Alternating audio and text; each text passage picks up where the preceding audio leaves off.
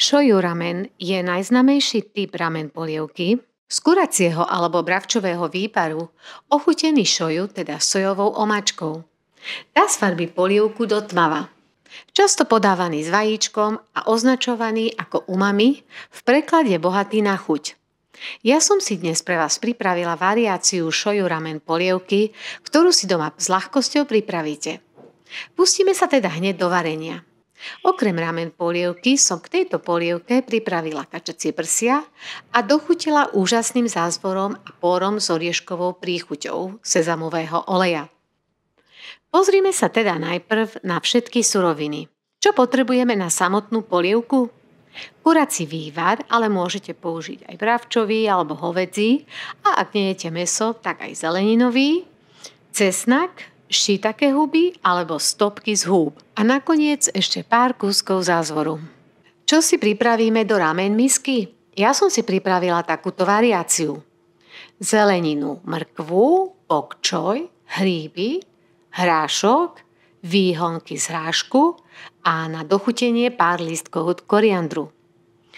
Vajíčko, ústricovú omáčku, rýžový ocot, sojovú omáčku, sezamový olej, štipku soli, olivový olej, na dochutenie sezamové semiačka a čili olej.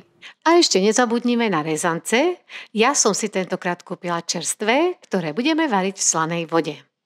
Okrem týchto si pripravíme kačacie prsia, na ktoré potrebujeme kačacie prsia, sol a mleté čierne korenie. Kľudne môžete použiť aj iné mäso a tiež napríklad ochutené tofu, ktoré narežete na plátky a orestujete do chrunkava. Mne sa osvedčila táto variácia, nakoľko zvyčajne nám zostane aj pár kúskov kačacích prs na neskôr a to máme radi. Na zázvor s pórom a sezamovým olejom si pripravíme 1 až 3 póry alebo jarnú cibulku, zázvor, olej a sezamový olej. Alebo si jednoducho nakrájajte jarnú cibulku na malé kúsky a tým si potom dochutíme našu ramen polievku. A keď už máme všetko pripravené, tak poďme teda variť. Kožu z kačacích prs narežeme na mriežky a kačacie prsia dobre osolíme a tiež okoreníme. Položíme kožou dole na panvicu a restujeme veľmi pomaly na mierne slabej teplote, až pokiaľ nie je koža hnedá. Potom otočíme a takisto pokračujeme v restovaní. Nakoniec ešte vložíme do predhriatej rúry na 120 stupňov na 8 až 10 minút. Podrobný recept nájdete v linke pod týmto videom. Popri tom, ako sa varili kačacie prsia, pripravila som si aj pór so zázvorom so sezamovým olejom, ktorý túto polievku urobí ešte unikátnejšiu. Opäť to bolo úplne jednoduché. Očistený pór nakrájame na tenké plátky. Zázvor nasekáme najemno. Do rozohriatej panvice s olejom dáme najprv zázvor a restujeme, potom pridáme pór, osolíme, restujeme do mäka a nakoniec pridáme sezamový olej. Podrobný recept nájdete v linke pod týmto videom. Pripravíme si zeleninu do ramen polievky.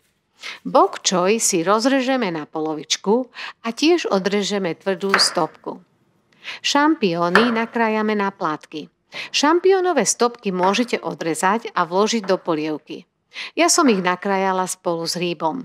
Mrkvu ošúpeme a nakrájame na hranolčeky. Ak máte výhonky z hráška, odrežeme biele stonky. Koriander alebo petržlen si nasekáme na drobno. Zostala nám len samotná polievka. Ja som použila kurací vývar z nedele. Do vývaru vložíme očistený malý kúsok zázvoru nakrájaný na plátky, 1 strúčik cesnaku a pár húb shiitake. Ak nemáte shiitake, použite stopky zo šampiónov. Cesnak, zázvor a shiitake huby pridajú polievke umami príchuť. Takto pripravenú polievku dáme povariť na 20 minút. Medzi tým si pripravíme vajíčko.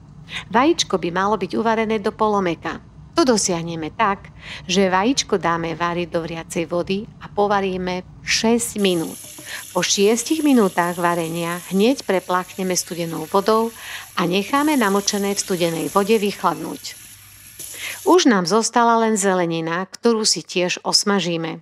Smažená zelenina si zachová viacej živín ako varená a jej chuť je tým pádom ešte intenzívnejšia.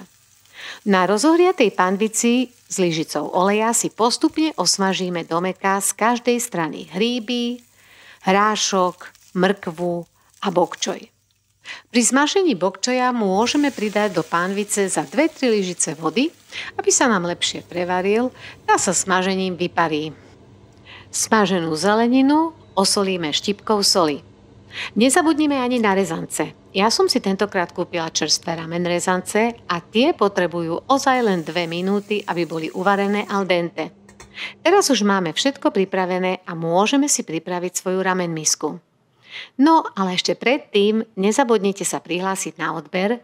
Je to moja motivácia na prípravu nových príspevkov a receptov.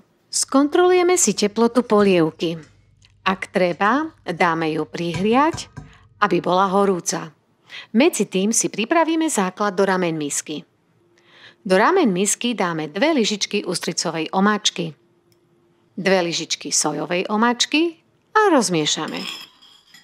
Potom pridáme 1 lyžičku ryžového octu a opäť rozmiešame. Nakoniec pridáme 1 lyžičku sezamového oleja. Polievka sa nám už medzi tým zohriala. Do nášho základu pridáme 1 naberačku polievky a poriadne rozmiešame s pripraveným základom. Potom doplníme misku skoro doplná s polievkou.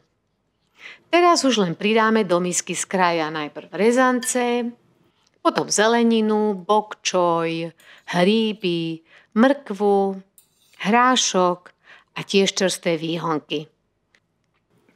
Do stredu vložíme 3 až 4 plátky kačacích prs a rozkrojené na mäkko uvarené vajíčko. A to nie je všetko.